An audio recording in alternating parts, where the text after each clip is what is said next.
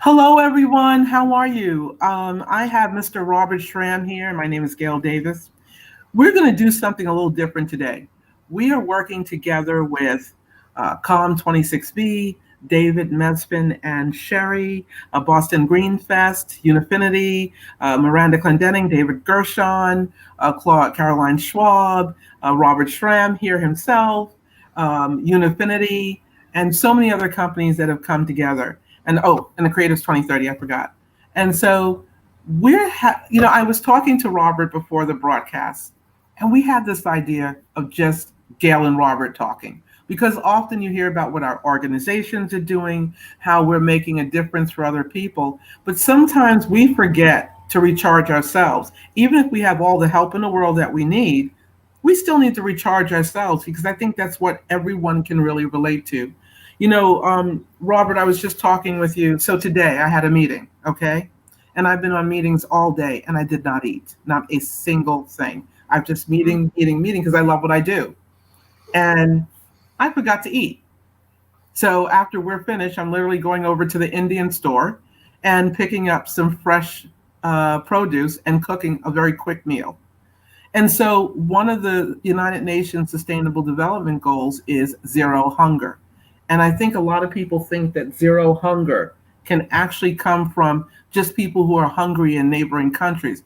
It can also come from us being so busy working or doing what we're doing or taking care of our children or whatever that we forget to recharge and take care of ourselves so that we can take care of others. I'd just like to know your thoughts about that yourself. Yeah. Yeah. Thank you for sharing that. It's often overlooked, how simple things people assume that you're provided for. And actually, a lot of people are not, right? And the balance is very important. I haven't shared it, I think, before with you, but I worked as a project coordinator for 30 years. So that was sort of in utility, right? Technical installations, blah, blah, blah. It's very dry stuff. But my heart wasn't really into it. I'm very intuitive, and I really wanted to follow my passion and see where I could be helpful, for humanity. So I'm basically a good coordinator, and I decided to stop working as a freelance, as a project coordinator for utilities, and I'm now coordinating transitional platforms. So we're not going to focus on that now in the conversation, but it is about balance. And in my career as a project coordinator, before it was hard for me to find the balance. You have just so many energy, and you have to work so many hours a week, and you have to sleep, and you have to do this and that, blah, blah, blah. So I found this balance more, and I now experienced it myself on a personal level, how important it is that some things are provided for, and that you also can spread the energy, and you can really sort of flower pick the things that you want to do, and take your moments of reflecting and take pauses. So I'm very lucky on that part.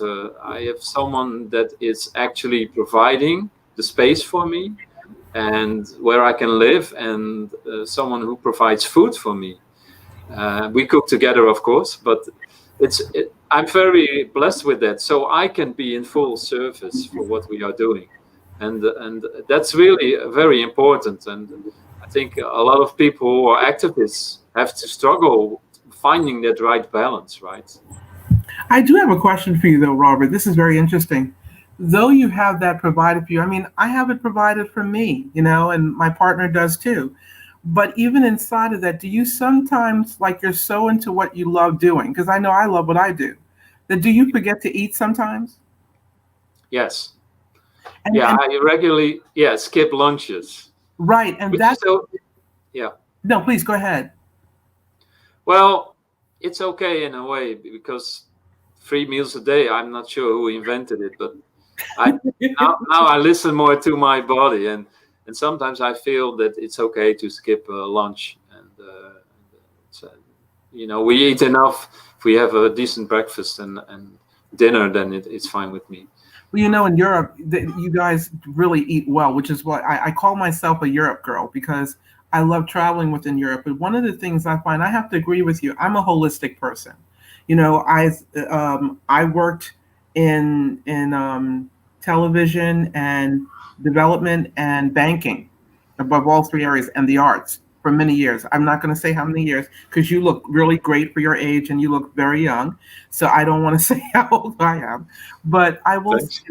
I will. No, you look amazing because when you said 30 years, I'm like, really? He's probably only 20, 30 maybe at the most. And you said 30 years, so I'm trying to, figure that out. I, But no, on a serious level, I mean, I did the same thing you did. I worked in corporate America for many years, and then I get to do what I do now with my other colleagues. And I live a holistic life. I do not eat, I'm not on medications. I don't do any of that. But what I find sometimes is that my body did need to eat, okay? And I bypassed listening to the body because I was so busy doing my work that, and as I say, I love what I do. So I have a tendency to let work be my sort of adrenaline. And I don't, and that's where the health and well-being. Now I ride a bike, I skateboard, and I actually do yoga every single day, but then I won't eat. And that doesn't balance out the body sometimes because I'm working and I'm doing all those physical exercises while not replenishing. And I had a little girl come to me who was actually from a refugee area, okay? And she said something to me. She says, I'm richer than you are. And I listened to her. I said, well, what do you mean? She said, Miss Gail, I watch you all the time and you work a lot, but you don't replenish your body. And this was just like a couple of days ago. And I said to her, I said, really? She said, yeah, you're always helping us and, playing with the kids or doing something or telling us about the UN SDGs, but you never ever seem to like eat.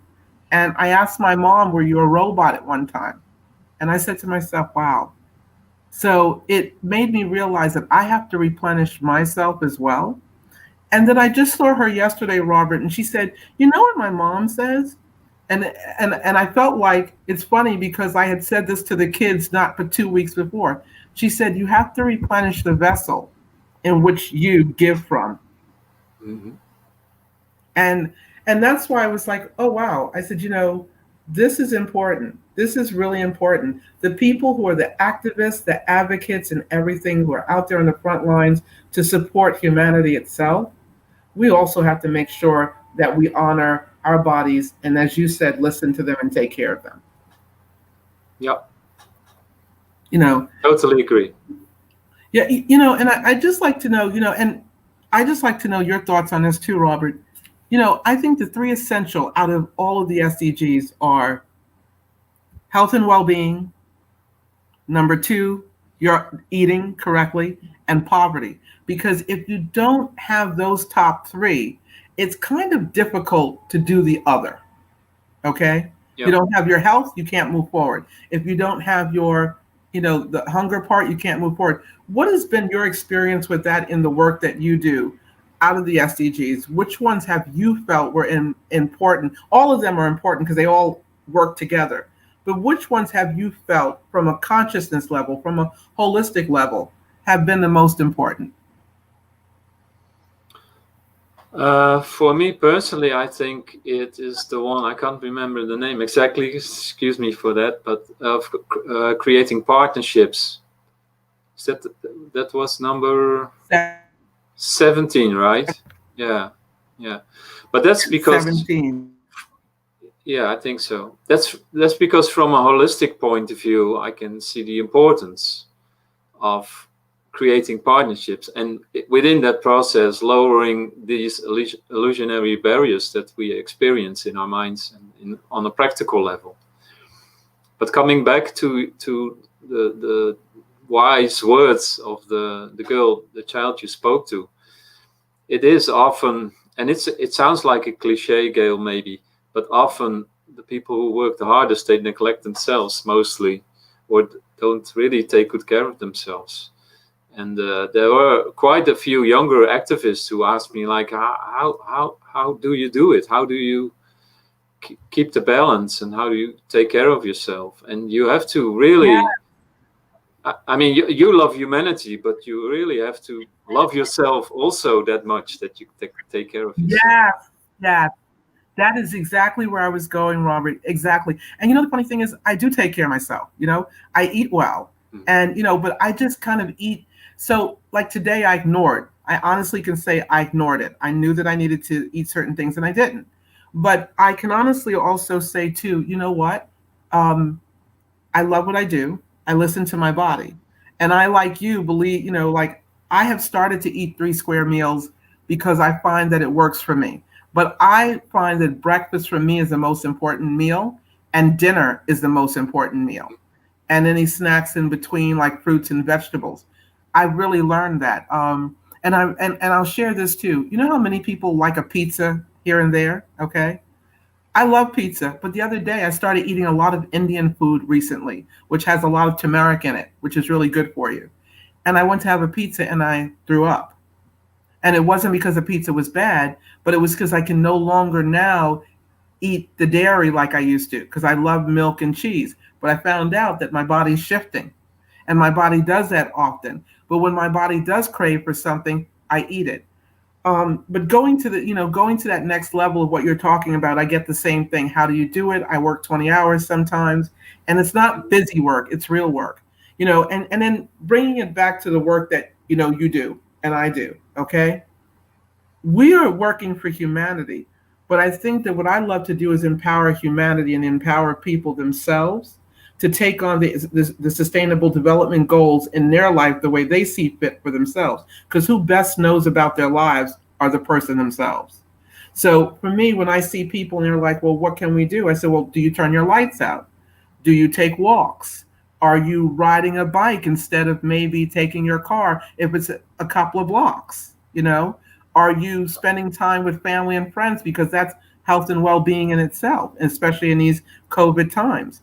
What are some of the things you do? Are you picking up the plastic? Are you recycling plastic? Are you washing out your plastic because that's the only way it can be recycled, as well? Are these some of the things you do? You can be able to pick some of these things up as daily habits, and get your family involved. So those are some of the things I like to empower people to take specific and measurable actions in their lives and see what comes up for them or what works for them. Because if you can start small, imagine if everyone did that, it would actually shift the consciousness from a holistic level and they can move forward because it takes 21 days to actually form a habit. I was just curious about your thoughts about that. Well, I agree with that. I think it's about 3 years ago that we decided to cut back massively on eating meat products. And it doesn't mean we don't eat meat at all, but we regularly skip it. So maybe twice a week. And that's already very helpful because livestock is a really, a big burden on our environment in a way. And so things like that you can do. So I didn't turn out to be a vegan or a vegetarian, but I am aware of the fact that we can do with a lot less products that are really not good for us or our environment. So, and you try to do the things that you can do. And so I don't own a car because basically I don't have the money for it, but I don't need it. So, and when I want to visit my mother, I ride the bike for 45 minutes, and that's great. That's It is. amazing. Well, in the Netherlands, I've spent a lot of time in the Netherlands, and what's really great is the biking because you can bike anywhere. But one of the things, and why I wanted to talk about this the way that we did, because I really did want to go into your 3 pillars. Because kind of what we're talking about is the holistic side, the consciousness side, and that brings us into ourselves, brings us into that level of connecting with actions that we're responsible for, and not always thinking that we have to go and wait for the government, because the government is doing the best they can, but they are also people. So if we are actually taking the actual actions, which is something here at the Creators 2030 we're working on, and Com26 is working on, and all of us are working on, but it's up to the person. And if it's easy for that person to do and fits within their lifestyle, they will take it on. So I wanted to pillar this in, well, not pillar, but bring this into your three pillars and how you have this holistic approach, which is why I wanted to start with us as individuals so that people can see that your three pillar can actually go from movements or individuals. Would you share a little bit about that? Yeah, I think we focus now on sort of explain it on a grassroots movements level, but of course it also goes for individuals. So we probably have to do another presentation about that one.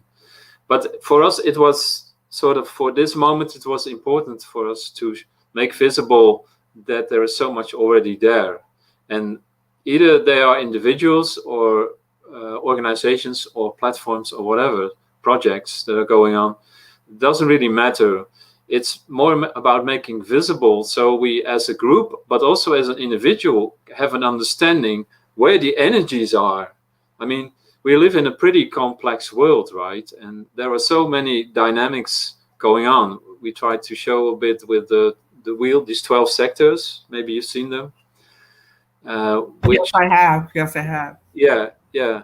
So there's so much going on that it's not easy to zoom out and take a holistic view on it. And I think if we can help people with that process on the individual level, well, you can have better understanding. So it will also support you in growing and yeah, make decisions that are also healthy for yourself. I hope I'm clear enough about it. You are clear, and that's why we spoke about the holistic, because that's why I wanted to start with the Gail and the Robert, because it starts with the individual. Okay, you see, we're always talking about collective, but before we can get to the collective, it's just like what you were talking about. We have to look at ourselves. We have to see how it relates to ourselves. So I was hoping that maybe you'd be open to sharing the three pillars for a second with each, with the world right now. Oh, yeah, sure. I'd love to. So the three pillars of activism, that's a concept of Joanna Macy. She is a thought leader and a writer. And she investigated and studied how activism sort of is connected, or how activism is initiated. And she shows that by the means of three pillars. One pillar is holding action. So this is where all the protest groups are. So people like Greta Thunberg, Fridays for Future, Black Lives Matter, Occupy movements, all the protest movements that are in there are really doing their best. They're protesting, but basically it's protesting against something, right? So, but nevertheless, it's one of the pillars, holding actions. That's one of them. The second pillar is raising consciousness. You can protest, but if you do not have the people there, the thought leaders, the change makers with and individuals with great ideas that inform people that there are other options and solutions, then it doesn't really work well. So again, also the pillar raising consciousness is on its own, it's great, but not good enough, because it's missing out the synergy with the other pillars. And the last pillar is new systems, new models. So there are a lot of people that actually are building new models, and that can be based on technology, that can be based on, like we're now working with blockchain a lot. It can be a lot. It can be anything, self-governance models, new economic models.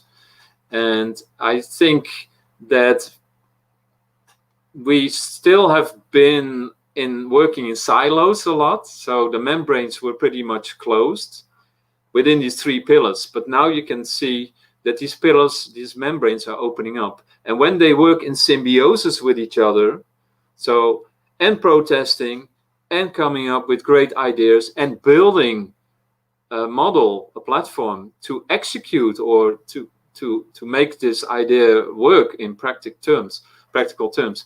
I think that's what's really important and so great about the three pillars, because everybody fits within the three pillars.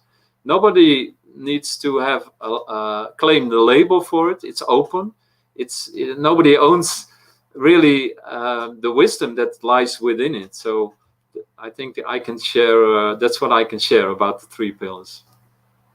I thank you so much for that because and I love that you said no one owns it. Okay, that's Yeah. really important. No one owns it. You know,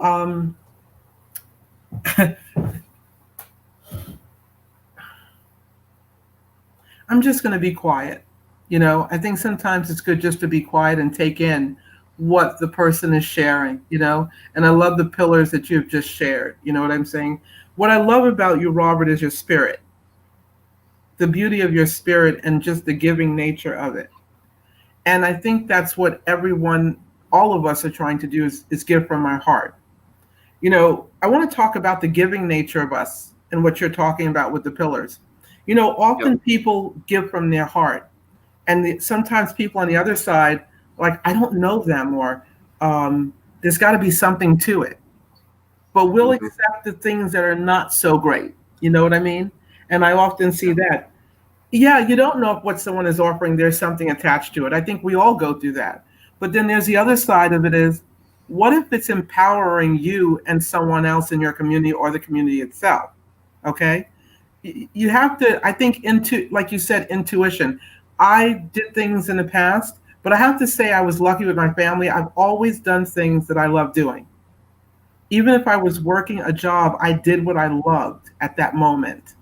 Okay? And I had a mother and a family, all my family members empower us to do what's in our heart, not what's going to be based on how much money. Okay?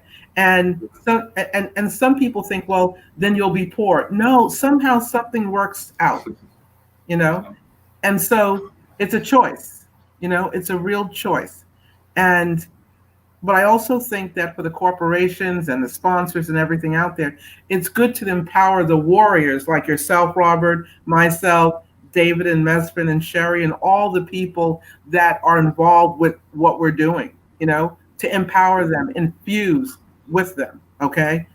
It is not meant if you're an artist or if you're an activist or an advocate for anything that you should be poor. But I think somehow society has indoctrinated that in. So for me, it's like, do what your heart says, okay? And already know that income will come in. When you know that income will come in on an energetic level, it will come in. When you know that the level of food that you enjoy eating will be available to you, it will come in. But on the flip side of what you're saying, Robert, is we have to make it, not make it, but empower it to be available to everyone. What if produce that was organic was available to the entire world? My niece told me something tonight. She said she wanted to move to Poland and her mother teased her. I don't know right now, but maybe later. But the one thing in Poland is the schools start all the children off with a box of like goodies that the entire youth of the schools get. So it's like everyone is at least starting off on an equal footing. What if we could translate that across every sustainable development goal, across the pillars that you're speaking about? What does it take for your pillars, do you feel, to get from it standing there to actually being implemented into society? How do you see those pillars moving in? And I shared all of that to say this is all of this is encapsulated in your pillars. How do we now move it out into society that people are actually engaging, organizations, people, it doesn't matter who you are, what the name of your organization or who you are is. How do we get them moving, Robert, into taking this on and living it and experiencing it? Yeah.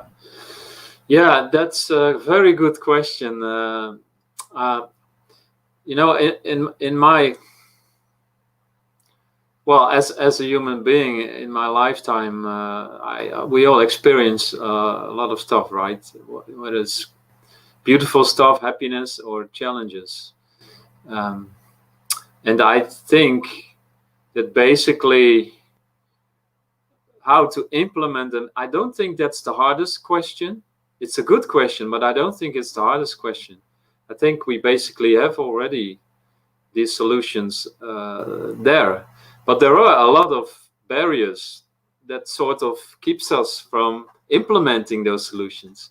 And those are also the psychological barriers that we sort of adopted, or attachments we have, right? We are all attached to a lot of stuff.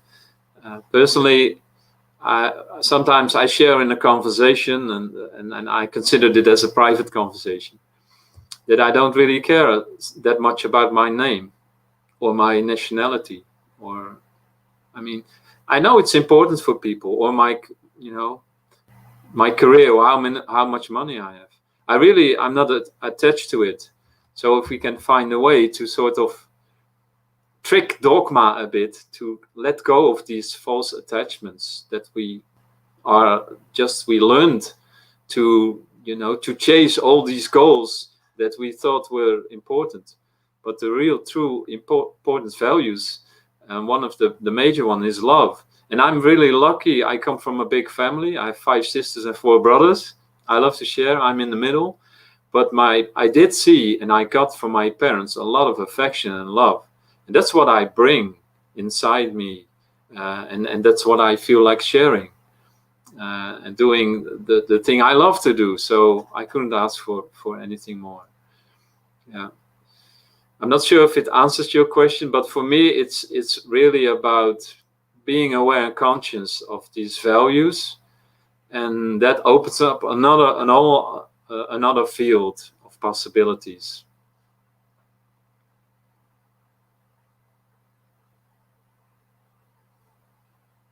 I had to be with what you just said for a minute. It wasn't that I was away. I wanted to really take in and allow others to take in. I come from a big family as well, Robert, and I feel like we're kinsmen, even though we're not of the same culture. I often say, everyone, we're going to let Robert go soon because he has to go back to the other channel. But it's interesting. Yeah, we're all on the same channel, but I couldn't get on Zoom, so Robert had to come to another area. So I apologize for technical difficulties there. But I come from a big family as well. Okay, a very big family, and it's really interesting because we had nothing but a lot of affection. My mother was always hugging and kissing us, and we would say, "Mom, okay, that's enough," But we loved it, and I'm so grateful for it. I'm really, really grateful for the love that my mother gave, and she's not here anymore. But that's what I had too, and I didn't have a lot of siblings like you had, but I have a few, and my mom was just great. You're bringing back memories because my mother always showed, oh my God, I almost cried.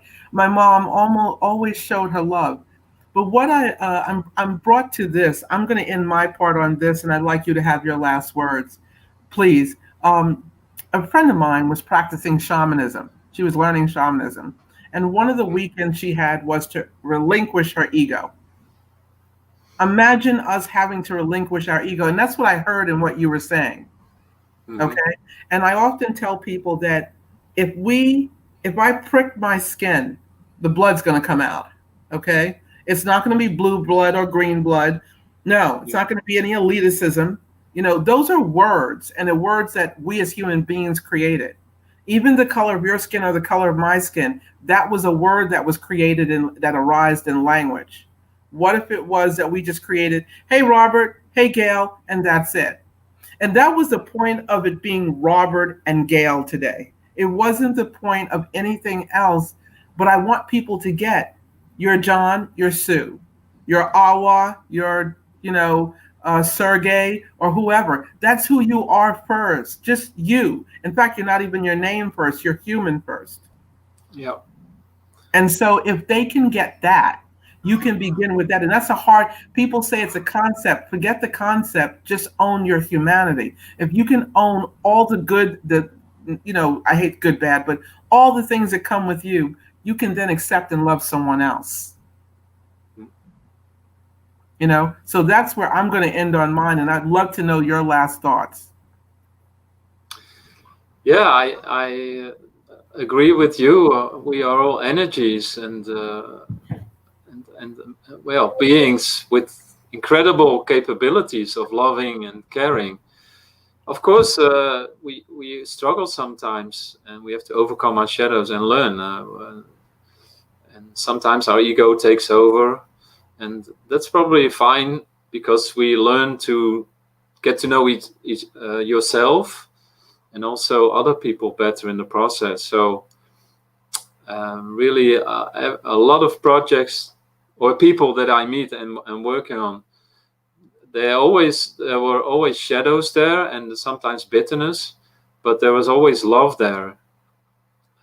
And that should be enough for us, right? To do a lot of great things. So, but I Yes. appreciate the talk. Yeah. And to some people, I just want to say this, to some people, they may not, they're going to get it later on. This talk, when Robert and I first started out, we didn't know really where we were going to go, because one of the things we both love, and tell me if I'm wrong, Robert, is the Sustainable Development Goals. Okay? Yes. The Sustainable Development Goals are just goals by themselves. How you bring it into your spirit and your heart and how you engage with them is a whole nother thing. And that is what I want people to connect with.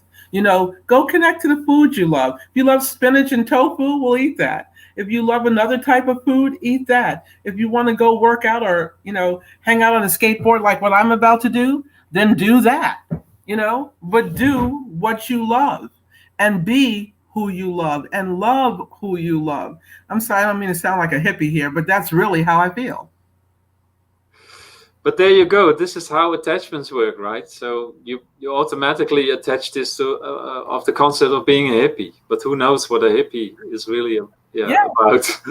But music love. I'm thinking about free love. My mother told me about it in the '60s. I wasn't there, but my mom was there, and so when she told me about Woodstock and all that, I'm like, when you're a kid, you're like, yeah, mom, okay, you're old. But now it's an appreciation. It's a gratitude. It's a gratitude. Yeah. It really is. And, I'm grateful for you today. I'm grateful that we had an opportunity to talk, and thank you, because as I said, sometimes people may not get it, but you will get it. It's like you get it, but you don't get it. But and the things that you get, but you don't get, it slips in a beautiful way, And I still want to know what your secret is to looking so great and young, because I'm sitting here like, he's saying he's done this. So everyone, you have to chime in here, because Robert is saying he's done something for 30 years. And I have to be honest, it's kind of hard for me to believe. And I'm not just saying that, like, I'm looking at your face and I don't see the creases or anything. And, we don't have makeup on. So I'm like, this guy could not have been doing something for 30 years and look this good. Well, to be honest, you're sure it's not a filter or something here on the camera? No. No, I think, is there a secret? I think I followed my internal compass, like you just shared about. And my internal compass, like, I'm very intuitive, but I act out of love, and I also like to be in service. So, and I found balance. I found a way to find a balance in my life that makes me function very well. So maybe that's a secret. I enjoy life. I enjoy a glass of wine.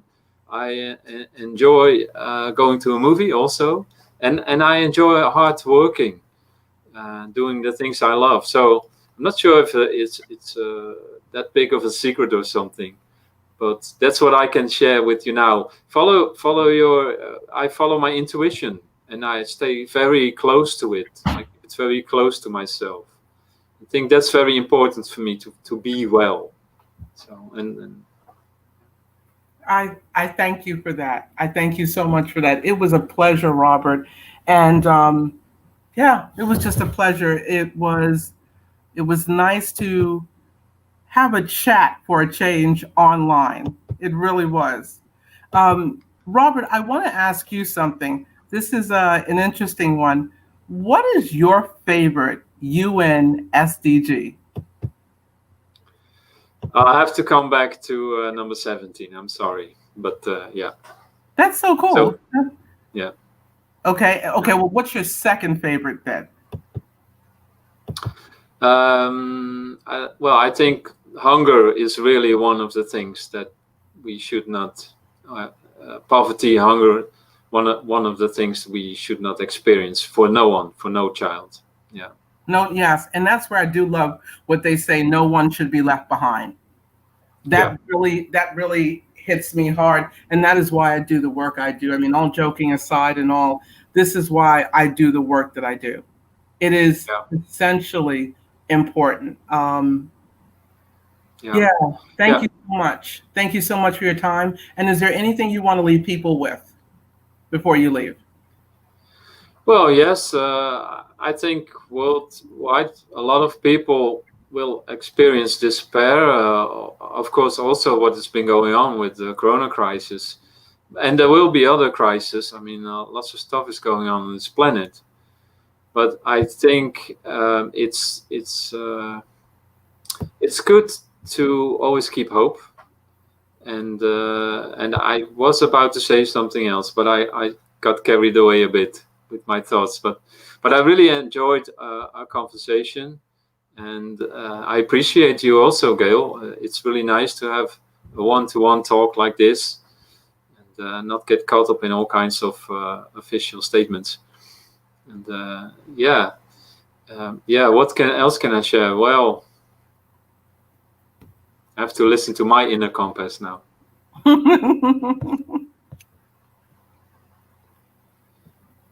Yeah, I keep coming back to follow your intuition, and